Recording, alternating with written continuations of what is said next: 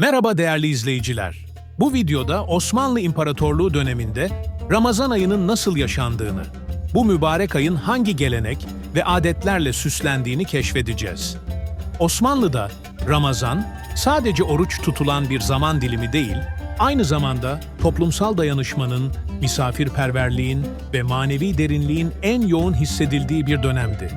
Gelin, geçmişe doğru bir yolculuğa çıkarak "Nerede o eski Ramazanlar?" sorusunun cevabını birlikte arayalım. Osmanlı döneminde Ramazan ayı büyük bir heyecan ve titizlikle karşılanırdı.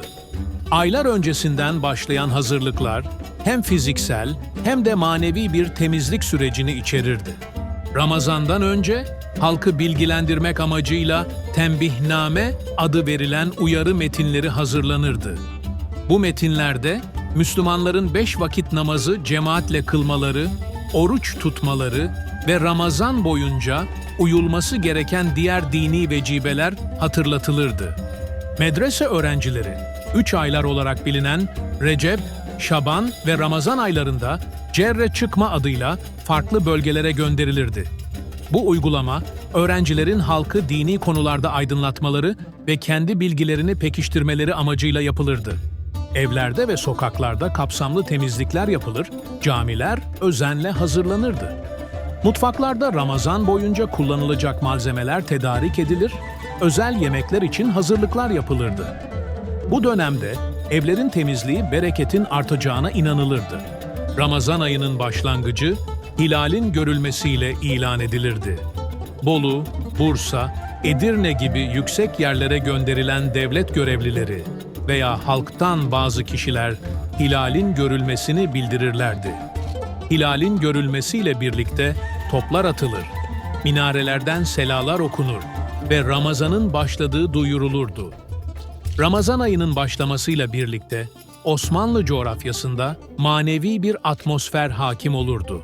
Özellikle büyük camilerin minareleri arasına gerilen ışıklı yazılar, yani mahyalar, Ramazan'ın gelişini müjdelerdi. "Hoş geldin ya şehri Ramazan" gibi ifadelerle süslenen mahyalar, halkın manevi coşkusunu artırırdı. Teravih namazları cemaatle birlikte kılınır ve sonrasında çeşitli eğlenceler düzenlenirdi. Meddah gösterileri, Karagöz Hacivat oyunları ve diğer geleneksel sanatlar, halkın sahura kadar keyifli vakit geçirmesini sağlardı. Osmanlı'da iftar ve sahur vakitleri sadece yemek yeme zamanı değil, aynı zamanda toplumsal dayanışmanın ve misafirperverliğin en güzel örneklerinin sergilendiği anlardı. Ramazan boyunca iftar vakitlerinde evlerin kapıları açık tutulurdu. Yolda kalan veya ihtiyacı olan herkes, tanıdık olup olmadığına bakılmaksızın herhangi bir eve girip iftar sofrasına katılabilirdi. Misafirin kim olduğu asla sorgulanmazdı. Zengin aileler, iftara gelen misafirlerine yemek ikram ettikten sonra, onların zahmet edip geldikleri için bir nevi teşekkür mahiyetinde diş kirası adı verilen hediyeler veya paralar takdim ederlerdi. Ramazan günlerinde, sahur vakitlerinde kadınlar komşularına ve ihtiyaç sahiplerine pişi dağıtırlardı. Sıcak sıcak hazırlanan bu lezzetli hamur işleri, çay ve peynirle birlikte tüketilir, Ramazan'ın bereketi paylaşılırdı. Sahur vakitlerinde, mahalle aralarında, davulcular maniler eşliğinde davul çalarak halkı sahura kaldırırdı. Bu gelenek hem bir uyarı hem de Ramazan'ın ruhunu yansıtan bir eğlence unsuruydu. Davulcuların söyledikleri maniler halk arasında neşe kaynağı olurdu.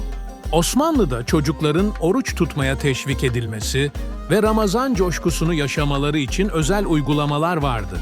Ergenlik çağına girip ilk kez oruç tutan çocuklara bu önemli adımlarını kutlamak ve teşvik etmek amacıyla iftar sonrası hediyeler verilirdi. Henüz oruç tutamayacak yaştaki çocuklar için öğle vaktinde yemek yedirilir ve bu mola oruca direkt vurma veya tekne orucu olarak adlandırılırdı. Bu uygulama çocukları oruca alıştırmak amacıyla yapılırdı. Osmanlı toplumunda Ramazan ayı, sosyal yardımlaşma ve dayanışmanın en yoğun yaşandığı dönemlerden biriydi.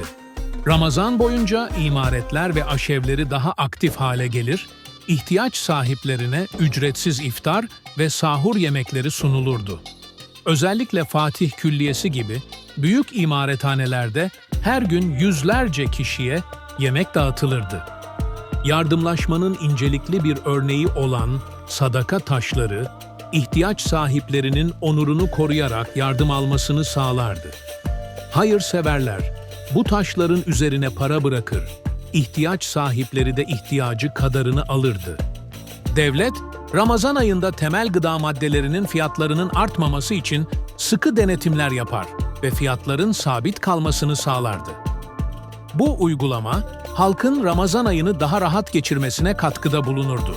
Ayrıca zenginler ve hayırseverler, mahalle bakkallarının zimem defteri olarak bilinen veresiye defterlerini alır ve içindeki borçları isimsiz bir şekilde kapatırdı. Böylece borç sahibi, kimin ödediğini bilmeden borcundan kurtulur, hem maddi hem de manevi bir rahatlama yaşardı. Bu gelenek, Osmanlı toplumunun paylaşımcı ruhunu en güzel yansıtan örneklerden biriydi. Arife günü, Osmanlı halkı için Ramazan bayramının müjdecisiydi. Bugün bayram hazırlıkları yapılır, evler temizlenir, tatlılar pişirilirdi. Maddi durumu iyi olanlar, çocuklarına ve fakir çocuklara bayramlık kıyafetler alırdı. Bazı çocuklar, bayramlıklarını Arife günü giyerek sokaklarda dolaşırlardı. Bu çocuklara Arife çiçeği denilirdi ve bu gelenek, bayramın coşkusunu erkenden yaşamalarını sağlardı. Aynı zamanda mezarlık ziyaretleri yapılır, vefat eden yakınlar için dualar edilirdi. Osmanlı mutfağında özellikle baklava, lokum ve şerbetler hazırlanarak bayram misafirleri için sunulurdu. Ramazan bayramı, Osmanlı'da sevinç ve huzurun en yoğun yaşandığı günlerden biriydi. Sabah erken saatlerde bayram namazı kılınır, ardından büyükler ziyaret edilirdi. Osmanlı toplumunda bayramlaşmak büyük önem taşırdı. Gençler, büyüklerinin ellerini öper, dualar alırdı. Çocuklar şeker ve harçlık toplamak için mahallede gezmeye çıkardı. Osmanlı Sarayı'nda Ramazan ve bayram büyük bir ihtişam içinde kutlanırdı. Bayram sabahı padişah, vezirleri ve devlet erkanıyla bayramlaşırdı. Saray mutfağında hazırlanan baklavalar sipahi askerlere ikram edilir ve bu tören baklava alayı olarak anılırdı. Ayrıca padişah fakirlere yardımlar yapar, devlet görevlilerine hilat yani değerli kaftanlar giydirirdi. Saraydan halka kadar herkesin kutladığı bu bayram, Osmanlı'daki toplumsal dayanışmanın en güzel yansımalarından biriydi.